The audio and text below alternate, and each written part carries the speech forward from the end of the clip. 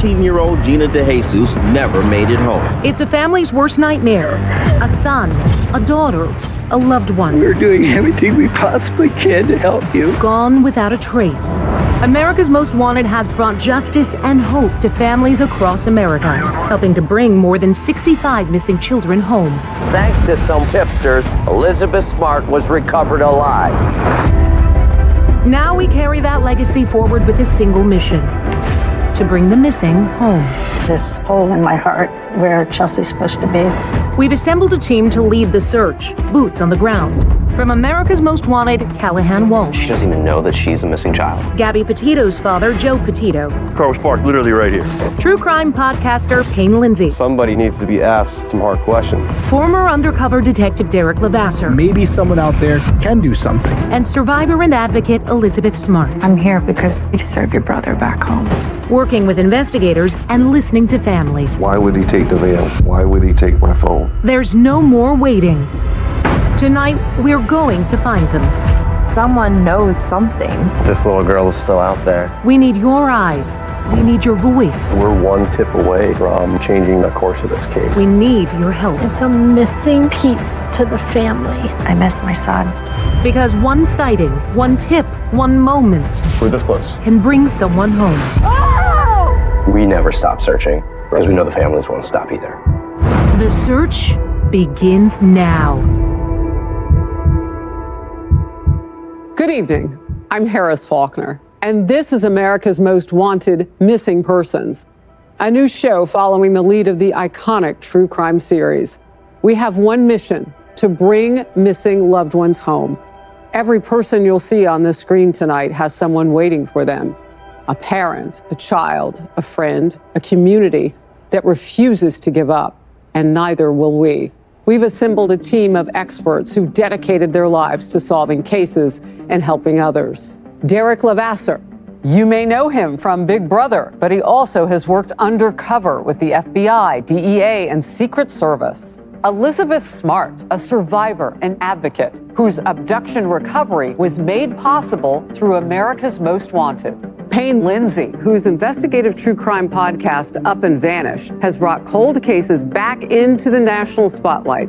And tonight's special guest, Callahan Walsh, a familiar face to America's Most Wanted. Callahan does incredible work with the National Center for Missing and Exploited Children. Thank you so very much, everyone, for joining us. Let's get to our first case now. A missing child, Sebastian Rogers. On February 25th, 2024, Sebastian's mother said goodnight to her 15-year-old son. The next morning, Sebastian was gone. Hey, missing juvenile. Medium white male, 3 blonde hair, approximately 5 foot, 120 pounds. I was going to be wearing a black sweatshirt, black sweatpants. Juvenile does have a form of autism. Just one around. Sebastian is tall and skinny, has a contagious smile, loves video games, loves cats. Boundless amounts of energy. Sebastian reminds me of a deer prancing through the woods, you know, enjoying the smell, the breeze, new things. That's my son.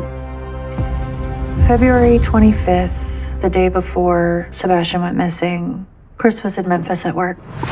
So Sebastian and I went to Texas Roadhouse.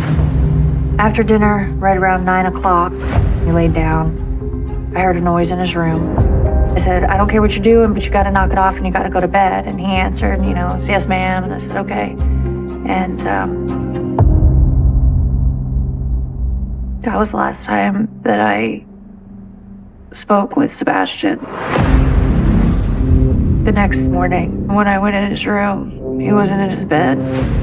After a minute or two, when I couldn't find him, I called Chris and I said, I can't find Sebastian. He's not in the house. I got off of work and I had a text message from Sebastian's stepfather. I said, hey, I don't know how to tell you this, but Sebastian's missing. I headed straight over to their house. I started driving through the neighborhood. I was panicking. I was looking everywhere. Like, where is he? What happened? Did he go with someone? Did someone take him? By the time I pulled into the school, Christopher was already telling me to turn around because the authorities were on their way. They used helicopters. They used drones. They used ATVs, horseback. An extensive search didn't yield one significant lead or even a glimpse of the boy on any doorbell cam video. Days later, investigators combed through a landfill, still saying they had found nothing. We have nothing. We just have speculations. We get criticized. The father gets criticized. Law enforcement's been criticized. Online sleuths are really analyzing videos and creating their own theories. Sebastian is putting something in his pocket. Surveillance footage from a neighbor shows two people outside of Sebastian's house that night. Something happened. Tonight marks 1 year since Sebastian Rogers disappeared near Beach High School in Sumner County. My life is not the same without my son. He's not here, and he's somewhere. Someone has him. This year has been the worst nightmare I could have imagined come alive. Just wants whoever has him, just give him back. It's my son.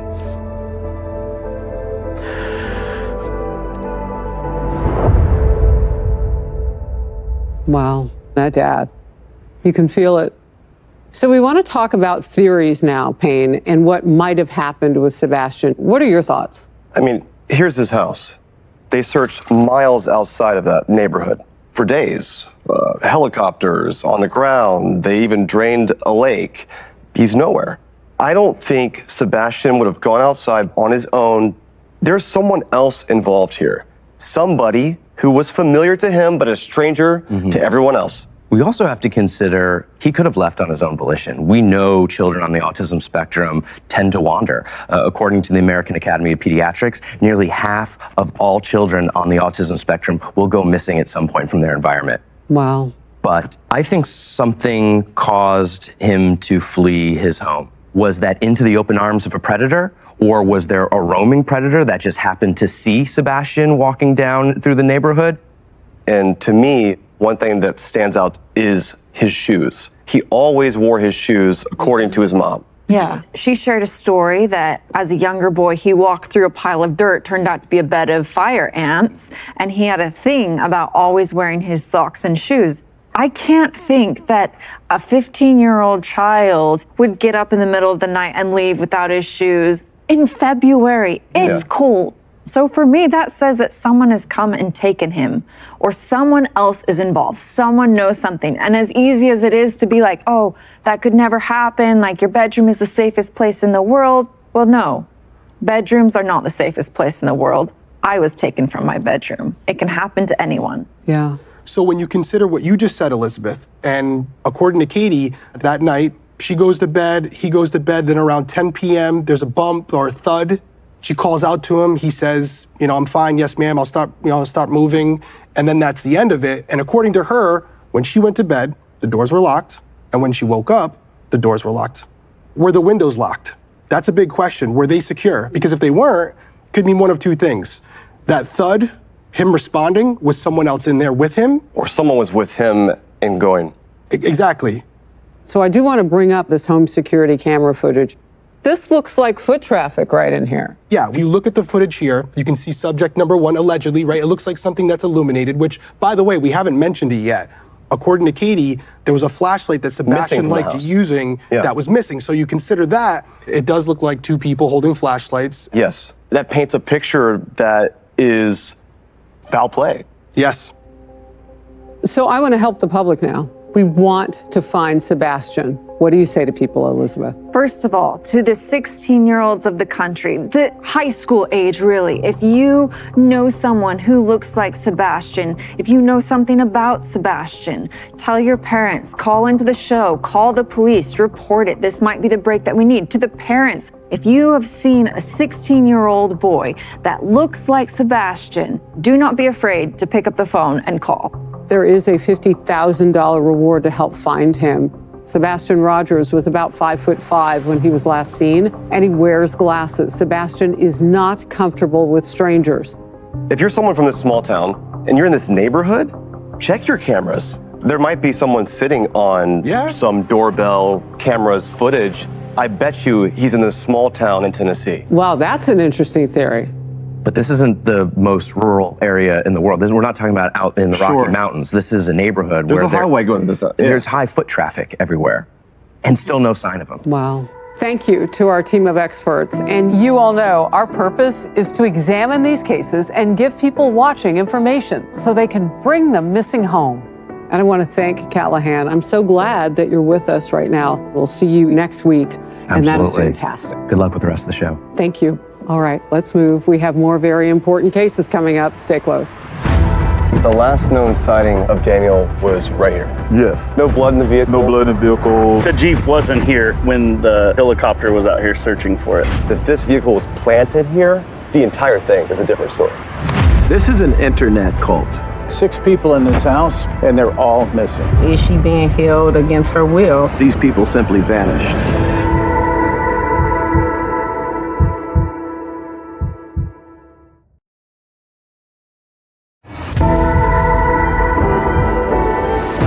Welcome back. Daniel Robinson vanished in the Arizona desert in 2021, and there are so many theories about what could have happened to him. Payne Lindsay has been following this case since the beginning, and he went back into the field, retracing Daniel's last steps, searching for answers.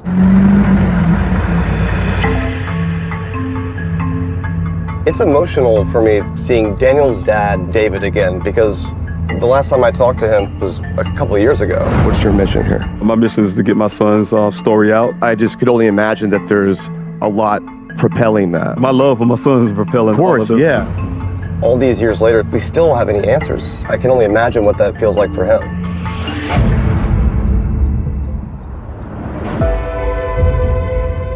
June the 23rd of 2021. I got a phone call from my daughter. That really changed everything for us. Daniel Robinson was last seen in the area of Sun Valley Parkway and Cactus Road. Police say he was last seen here in the Buckeye area after leaving work that day. And the family is desperate for answers, asking the public for help in locating their son. We know Daniel would not go anywhere without telling us. I sent my daughter over to his apartment. He wasn't there, his vehicle was gone. So I just grabbed everything I could and just hopped in the car and just started driving.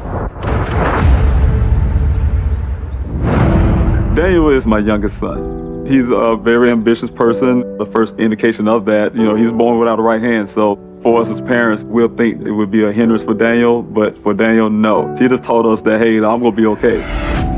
He taught himself how to play the French horn. Daniel! He decided to go to college, and once he got there, he said, hey, look, I want to be a geologist. He got a position as a hydrogeologist immediately after college.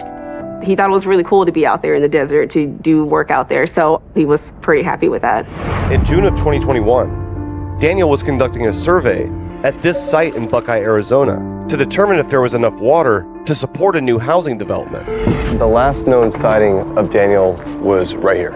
Yes, Daniel's out here to meet the worker. His name is Ken. Ken mentioned that he felt that Daniel was acting odd and strange. But I did talk to my son 2 days prior to him going missing. What's his demeanor? Exactly like it was. We had a great conversation. Daniel waved off to him, hopped in his vehicle, was probably parked right there, and drove off to never be seen again. That's the last person to have seen Daniel alive. Right. There's no history of mental illness with Daniel, so we can't definitively say that there was something going on there or not. Is it possible that Daniel found something? I know my son. He definitely would say something about these wells if there's not enough water here. A month after Daniel's disappearance, a local rancher discovered his Jeep on his property. The biggest question is, was Daniel a victim of foul play? We both kind of came up the little hill where we'd seen Daniel's Jeep in there. It was just stuck in there like a dart. I told my wife, I said, hey, I found this Jeep. She said, what's it look like? And I told her, and she says, that's the Jeep the Buckeye PD is looking for. After learning of Daniel's disappearance, his father, David, filed a missing persons report and search efforts began. For 29 days, the search for Daniel covered 70 square miles. But you hadn't seen him before that. The Jeep wasn't here when the helicopter was out here searching for it. It's cowboy knowledge. If something new is out here, the cattle are going to come to it. If we leave this Jeep here for 2 or 3 days, we come back, the windows will be smudged. Really? Because cows will lick it. Why? They're salt deficient. There's salt on that vehicle. There was none of that action going on. My point to the detectives was that Jeep had not been there as long as you were telling me it's been there. This area was already searched by helicopters and people on foot for almost a month. How did they not see it? No blood in the vehicle? No blood in the vehicle. There's no blood in the car. There's no trace DNA. It's almost as if it was never in it. When I found the Jeep, there was a case of water in it. If he got out of that Jeep and started walking, he'd be coherent enough to take water. Why would he not bring the water with him? And one thing that bothers me is that Daniel apparently strips down all of his clothes and his boots, but one of the boots is underneath the car. Still glass here. I mean, either way, we know that his Jeep was here. It was here. Where was Daniel? Actually sitting in the ravine, and then you can understand, this is really, really painful. The thing is, if this vehicle was planted here, the entire thing is a different story. I can't say anything about the story without first stopping on that dad. He's amazing. This guy is a fighter. He is ex-military. I went to Arizona with a very open mind to all possibilities. I left knowing in my heart that this case is riddled with foul play. The biggest piece of evidence in this case is his Jeep. Something odd was going on with that Jeep. What's inside this Jeep is the most interesting and the most damning. The black box. The black box. Yeah, we'll find out more about that and additional details. We'll have part 2 coming up next. Stay close.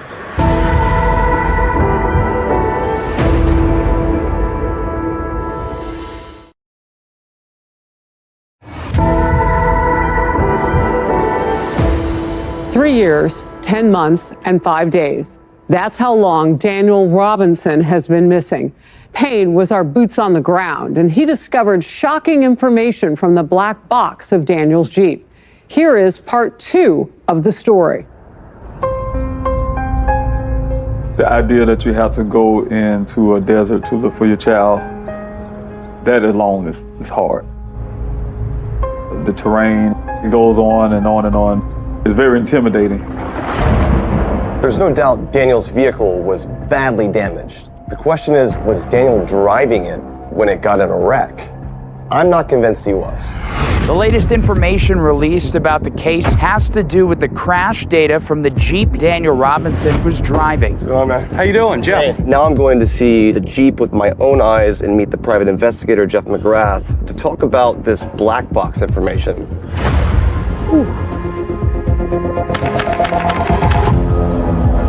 We download the black box, and it'll tell you the mileage at the point that this impact happened and it blew the airbags. And then the mileage it was when we recovered it was 11 miles different. So that means the vehicle drove another 11 miles after the airbags came in. So where'd the 11 miles come from? That's what we don't know. That concerned me because it tells me that there was a collision somewhere else, and that vehicle ended up there. In all my years doing this, I haven't seen anything like that. This damage and this windshield happened prior to the ravine. What does that tell you? That tells me that something happened in those 11 miles. Like what? I don't know. Does that mean someone else was driving the vehicle after it wrecked? There was an impact on this roofline, and somewhere in this, I couldn't tie it to anything in the location it was recovered from. So in your professional opinion, does it look like it's sustained this damage from the car crash there in the ravine or not? Not in the ravine, no. I'm just like, can one thing actually make sense here? If we learned breaking news tomorrow that Daniel was murdered, would it shock you? No. Why not? Because I haven't been able to rule that out. In my experience, common sense always prevails. There is just too much wrong with this case. We're learning more about Daniel Robinson's last text message. His dad and sister told police that he had met a woman and that he was in love with her, but that woman told investigators she was not in a relationship with him. He sends this cryptic message. The world can get better, but I'll have to take all the time that I can or we can, whatever to name it. I'll either see you again or never see you again. And that's the last text sent from his phone. Ever. Ever. It's not the kind of text that you want to see right before someone goes missing. When's the last time you were in here? Man, it's been a year and a half now. Right here? Yeah, 2057.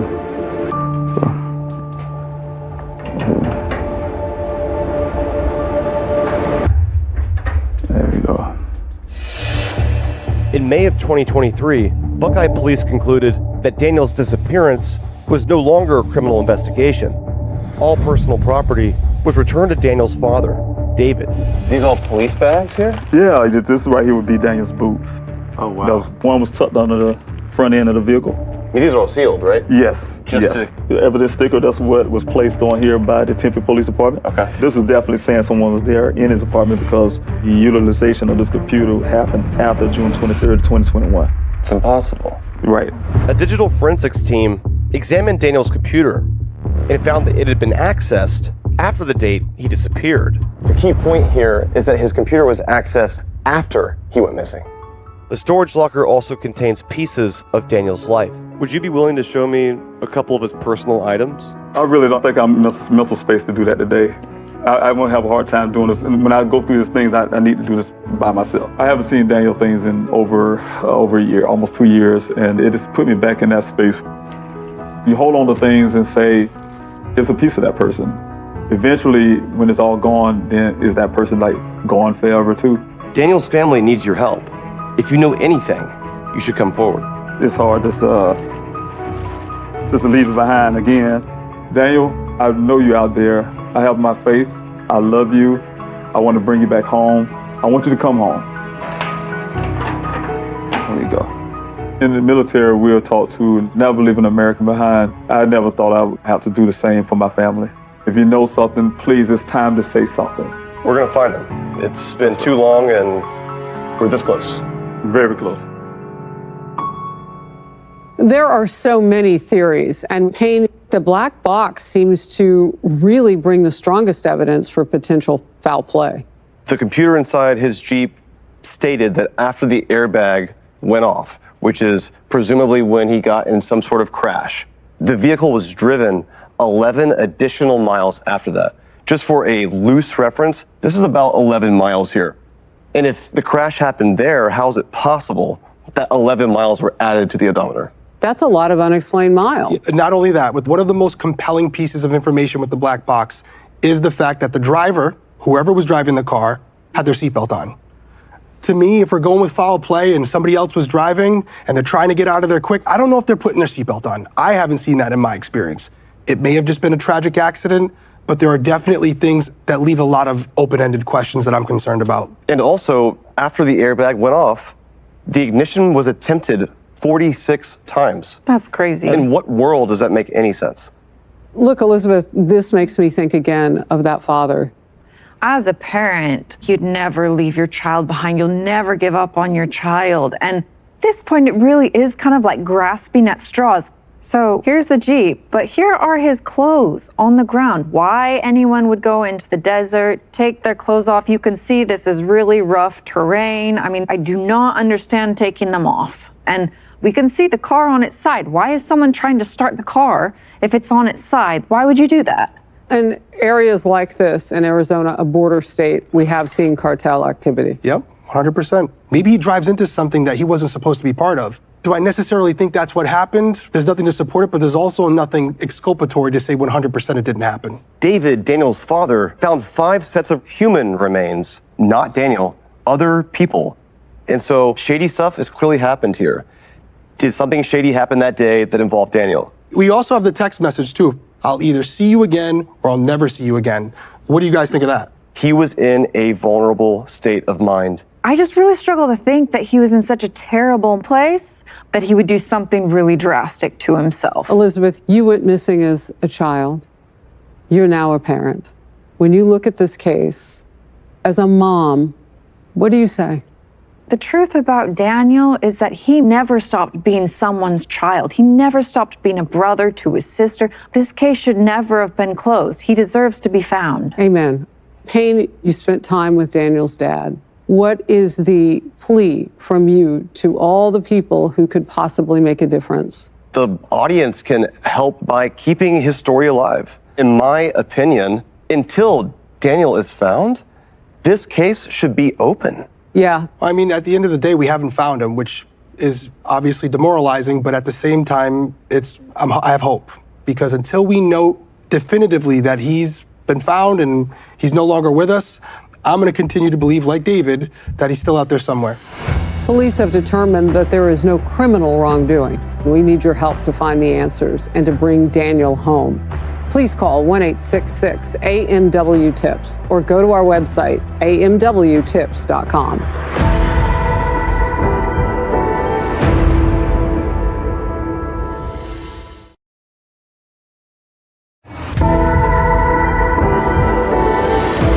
Welcome back. In our next case, 6 people are missing in Missouri. Could the teachings of a cult be responsible for their disappearance? Take a look.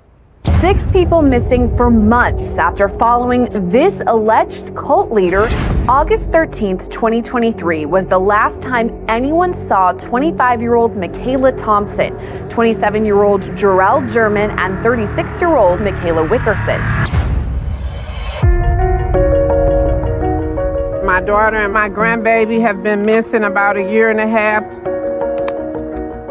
I am determined to find them, and I will be posting these flyers every chance that I get until they are brought home. Michaela is my daughter, and Malaya is my granddaughter. Michaela worked in stocks and investment banking. She just excelled in all things that she did. She came back home in 2020 when she had gotten pregnant with my granddaughter. Michaela was battling postpartum, but I was hopeful that she was getting better when she had moved into her own place because this was a new journey for them together on their own.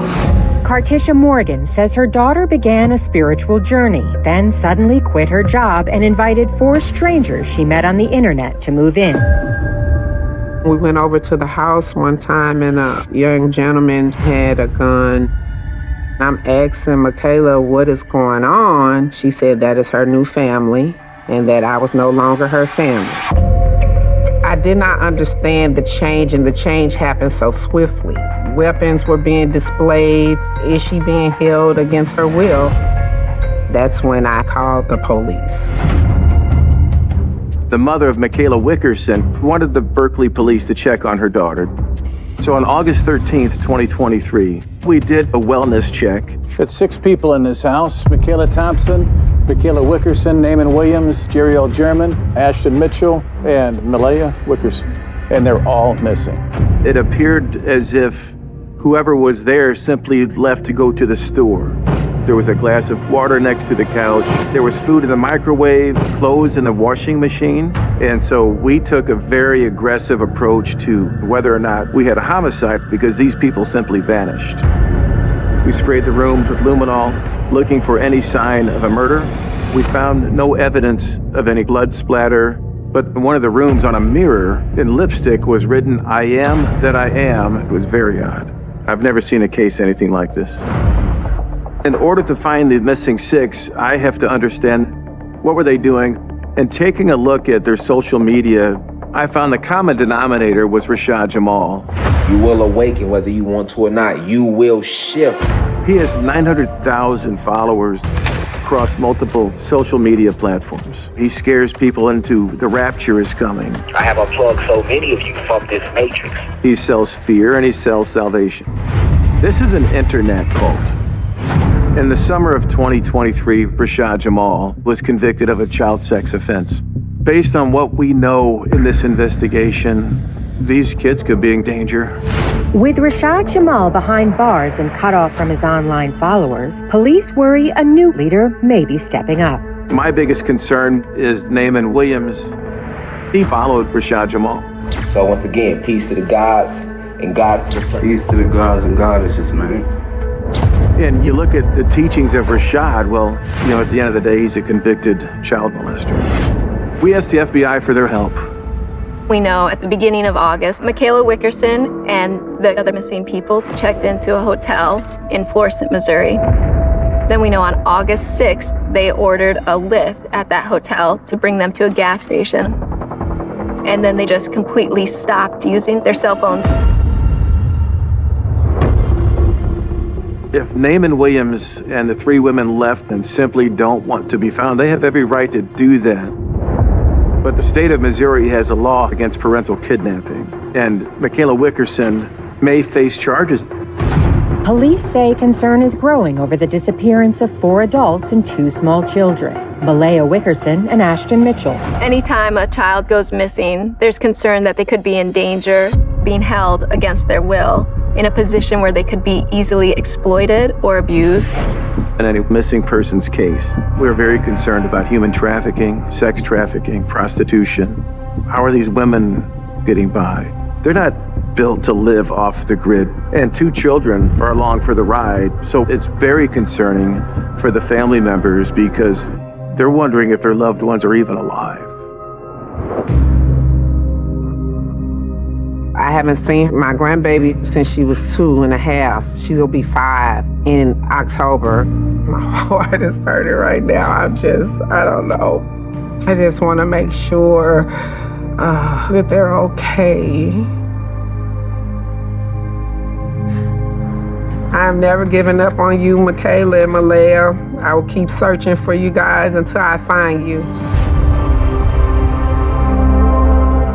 We know the one common denominator between all these people is this alleged cult leader, Rashad Jamal. Let's get into this. Derek, how did we get here with these people living together? Yeah, that's the big question. If we want to find them, we got to understand how we got to this point. And when they go into the house, if we can pull that up, and you can see from these photos, it appeared that they left pretty quickly. But the photo that I found the most interesting was the bathroom mirror. I am that I am, yep, with spelled like an I, eyeball. Yep. I think we have a video that may answer why this is important. I give life to the moons, the planets. I am that I am. Wow. Yeah, so there you go. More than likely, they all gathered at this location because of this common bond that probably starts at Rashad. And he is in prison for 18 years, and you think there might be some connection to what was going on about that time. It may tell us where they are. So here's the rental home, and then they go up to this hotel, and then they end up at this gas station on August 6th, and that's where they dump their phones as well. Why is that important? Well, this takes place in August. When was Rashad Jamal convicted? In August. What did his followers implore people to do? Come to Atlanta. Yeah. That's right. Major highway right here to Atlanta. So that could be where they're heading. But how did they get from here to wherever they're going? Somebody picks them up. Somebody, who? Another follower. Someone who's not in prison. Figure that out, and you find them. Wow. Well, Rashad Jamal has denied being a cult leader and told the St. Louis Post-Dispatch that he doesn't know any of the 6 missing people. So the question, how could this offer clues to finding them? If we're going to find these people, the answer is in this cult-like behavior. Derek, thank you. Coming up after the break, Sarah Edmondson escaped the notorious NXIVM cult. And now she's helping you to spot the red flags. And we hope to help all of us find the answers before it's too late. Stay close.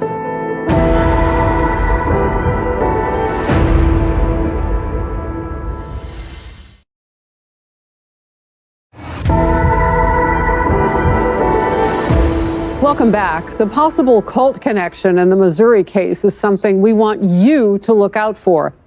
And now we have someone here to help us.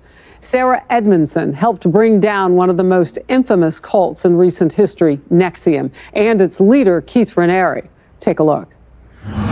Just a few minutes ago, Keith Raniere was sentenced to 120 years in federal prison.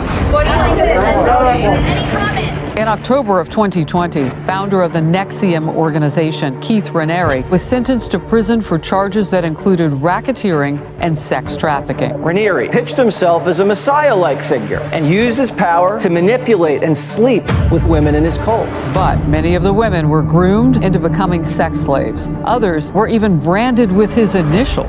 One of those women is Sarah Edmondson. My intuition was slowly dismantled from day one. Sarah Edmondson, is with us now. Sarah, welcome. Thank you and so I'm glad much. you're well and safe. I am. How did you get involved in NXIVM? Well, I joined what I thought was a personal and professional development program, and it was a wonderful place until it wasn't. I was actually in NXIVM for 12 years. So there were a lot of things that happened over that time that varied from normal to weirder to very, very dark. One of the things that actually I'm really curious about, because as I've learned more about this case, there have been some parallels, I feel like, from my own experience. And do you feel like there are parallels for you here? Or are there things that just like stand out to you that kind of give you the creeps? Absolutely. When I first started researching it, I was shocked at the parallels. With this group in NXIVM, the process is the same. So we have these two very charismatic leaders dangling something that will appeal to someone on a core level, but also maybe hook into certain vulnerabilities. Oh boy. Could we get the journal entry pulled up right here? We're going to take a look at the journal here written by one of the missing adults. I mean, every single one of these phrases that has been written down. This was found in the house, right? This was found in the house. This is super creepy. It is creepy, right? And my journals looked very similar. Really? Yeah, because each one of these words means something specific to them. Yes. All cults, and certainly in ours, have their language that makes them feel special, that they have something that nobody else understands, and it bonds the group. Do you feel like most cult members have a line where if that line was crossed, they'd be like, this is wrong? I know I had my line, for sure. That was finding out the truth about what Keith Raniere was really up to. There's people who know that and are still loyal to Keith, despite him being in jail for 120 years. Yes, there's still a loyal group of followers. I mean, how can someone, continue to follow someone knowing that they've done wrong? Well, as somebody who used to be a believer in Keith Raniere, there were accusations of things he had done, but we were taught, and I truly did believe that was a smear campaign. So he's the victim. So the more he was accused, the more we felt that we were on the right track. You can make it make sense at the time. Yes. Wow. I can totally see how anyone who's made that commitment to him and believes him to be a divine source would see his jail sentence as proof that he is speaking truth and that the world is out to get him. That's exactly what my captors said. He said he was being persecuted because he was a prophet of God. Wow. Sarah, I saw you share a look there. I mean, you have a similar journey, although how you got to where you are is different, and I know it's hard. When I read your book, I felt so much empathy for what you went through, because I know it must have been, I'm guessing there's so much shame. But to lean into that and to share your story publicly was a real inspiration for me to continue to speak up. So I want to thank you for that. You're one of my personal heroes in this weird space we found ourselves in. I don't think anybody ever plans on ending up here. Well, then look at how you've come together to help other people. You're the ultimate survivors. So as you look at this particular case, what would you say to the public, Sarah? I'm not a law enforcement expert by any means, but I hope that people watch this and if they see these children, they're not going to know how to access their own autonomy. They're going to refer to whoever is with them, and that's also a tell. I have a question. How do we as investigators define choice? Because they are adults, and you may be looking at it from the outside and saying, no, there's something more going on here. How do we navigate that situation? It's tricky because they may feel like they have a choice, and they may, in that moment, think that is what they want to do. But I think a very important question to ask any of those women is this what you signed up for? That's a great question, though. Yeah. Is this what you originally signed up for? I love that. What about a warrant situation? Well, we do have the parental kidnapping warrant for Michaela right now. So having that gives us a tool in the toolbox to find her for a legal reason. And if Michaela doesn't want to come back, well, she might not have a choice at this point if she's going to be arrested. So it does give us some leverage from the law enforcement side to kind of expand our search and obviously raise the level of intensity that we're approaching this. I want to know from you, if you can, Sarah, people see one or more of these people out. What can save their lives at this point? I think if they're out in the world and not completely underground, they could look for women perhaps who are more guarded and paranoid, because if they're on the run and then there's a warrant out for their arrest, they're going to be defensive. If they were to hear that right now and they wanted to get out, but they don't know how, what would you say to them? I would say reach out to somebody who has been there for you in the past, somebody who really loves you and loves you no matter what. And I will tell you that these leaders don't love you no matter what. They only love you if you follow the rules of the group and if you're obedient. And that's not love. Yeah, I mean, the idea that those children could grow up in a cult, which I would imagine would make it much more dynamically different to rescue them and the others with them. I would be very concerned for these kids, especially if they're, on the run or if they're in hiding. We don't really know exactly, but there's so many ways this could go. I'd be very, very, very concerned. Yeah. 900,000 followers on the internet. Yeah. Somebody knows something. Sarah, thank you very much. It is a blessing that you can help us with our mission to find missing persons. So thank you. Thanks for having me. These individuals were last seen at a hotel in Florissant, Missouri, but they could be anywhere. So please be on the lookout. Call 1-866-AMW-TIPS or go to our website, amwtips.com. We also need your help with this urgent case. Ella Saylor, now 16 years old, went missing from her home in Muncie, Indiana on February 3rd, 2024. Ella's family says everything seemed normal when Ella went to bed around 11 p.m. But the next morning, she was gone. Ella is 5 feet 4 inches tall and about 230 pounds with brown hair and hazel eyes. She may have traveled to the Indianapolis or Chicago area. You could make a difference. You could bring her home.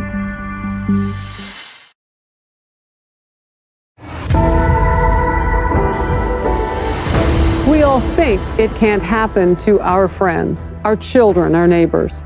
But these cases are as mysterious as they are emotionally charged. And with your help, we can bring the missing home to the people who love them most. Take a look once again at these faces. Sebastian Rogers was 5'5" when he was last seen and wears glasses. His parents are desperate for any information about their son. Geologist Daniel Robinson vanished 4 years ago in Arizona. He is missing part of his right arm. And the 6 people missing in Missouri, including 2 young children. Naaman Williams could be the key to finding them. He's 270 pounds and has a tattoo between his eyes. Call 1-866-AMW-TIPS, or you can go to our website, amwtips.com. I want to thank our incredible team, Derek, Elizabeth, Payne, and of course, Callahan Walsh, for sharing all of their personal experiences and expertise. Our mission to bring loved ones home is just getting started. I'm Harris Faulkner. I want to thank you for being with us. Stay close. We'll make a difference together. Next week on America's Most Wanted Missing Persons. You're not only grieving the loss of your sister, but searching for a missing child. Do you think it's a possibility she doesn't even know that she's missing 100%? The giant wound his absence has left is heartbreaking. I want him home. He was my role model. He was the person I looked up to. I knew when his car was empty that I may never see him again.